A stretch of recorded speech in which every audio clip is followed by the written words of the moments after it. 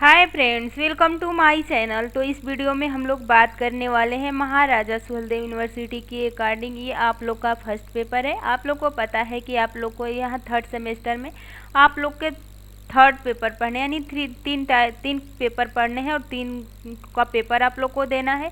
इसी में आप लोग को मैंने एक वीडियो ऑलरेडी बना कर अपलोड कर दिया है, किस तरह से आप अपने सब्जेक्ट का कम्बिनेशन करेंगे, किस तरह से आप अपने सब्जेक्ट को यहाँ पे चुन लीजिए। अगर यहाँ पे आप सही से अपने सब्जेक्ट का कम्बिनेशन नहीं कर लेते हैं तो आगे चलकर आप लोग को प्रॉब्लम होगा। तब सारे स्टूडेंटों का कमेंट आने लगता है कि हमारा कम्बिनेशन नहीं बन रहा है, टीजीटी पीजीटी में हम किस किस सब्जेक्ट से तैयारी करें, कि कैसे करें। तो आप लोग ये गलती मत कीजिएगा, आप लोग यहीं पे अपने सब्जेक्ट का कम्बिनेशन बना लीजिएगा। ऑलरेडी मैंने एक सब्जेक्ट बना दिया है कि किस तरह से, अगर आप बीए किए हैं, बीएससी किए हैं, तो किस तरह से अपने सब्जेक्ट को चॉइस करेंगे।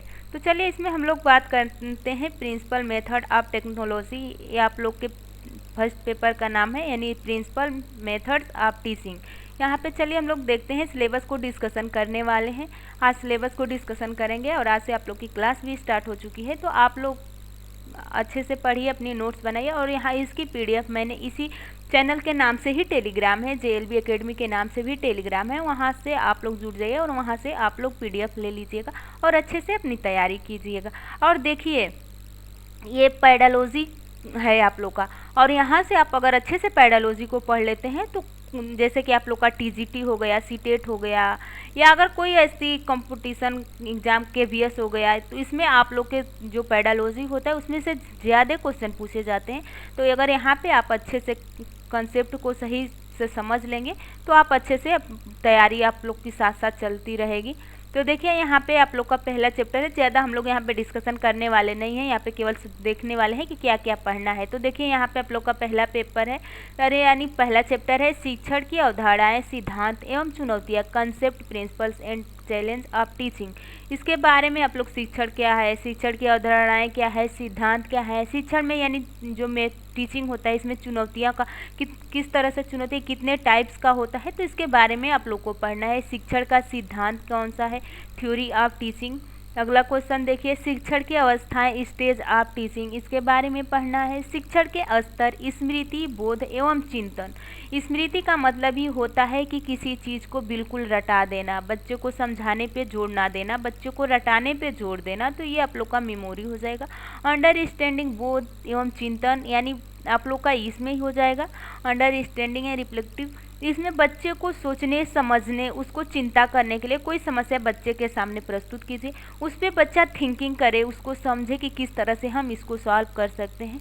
तो इसके बारे में पढ़ना होगा। बोध एवं चिंतन क्या होता है, इसका प्रयोग कहाँ है, इसका उपयोग, इसकी हान लाभ, ये सब इसको पढ़ना होगा, क्योंकि आप लोग को बीएड में काफ़ी बहुत अच्छे से लिखना होता है।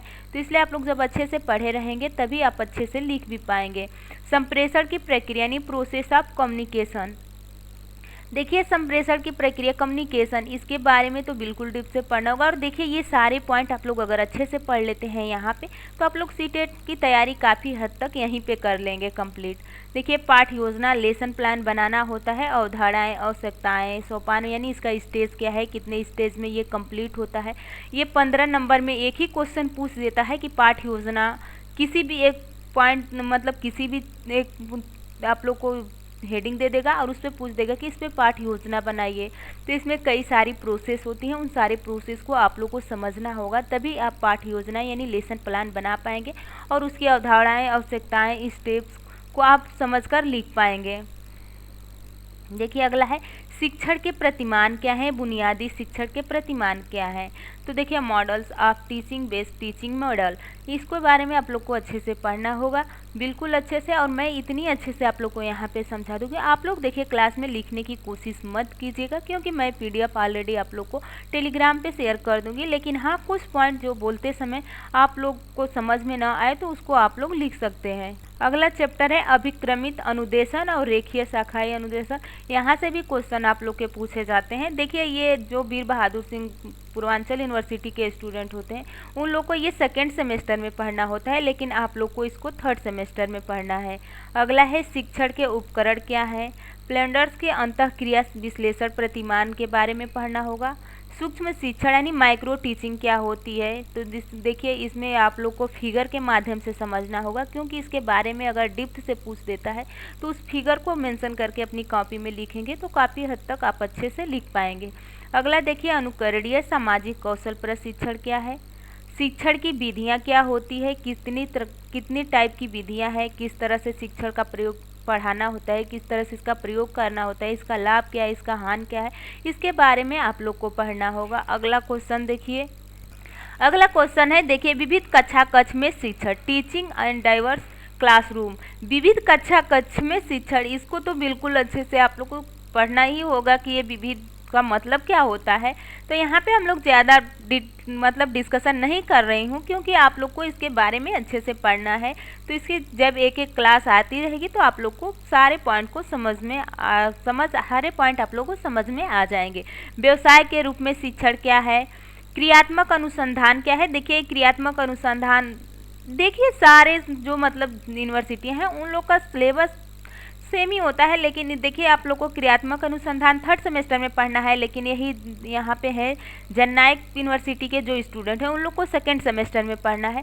तो इसी तरह से आप लोग को पढ़ना होता है। बस सेमेस्टर में आप लोग का सब्जेक्ट इधर उधर रहता है, किसी का 1st में रहेगा तो किसी का 2nd में रहेगा।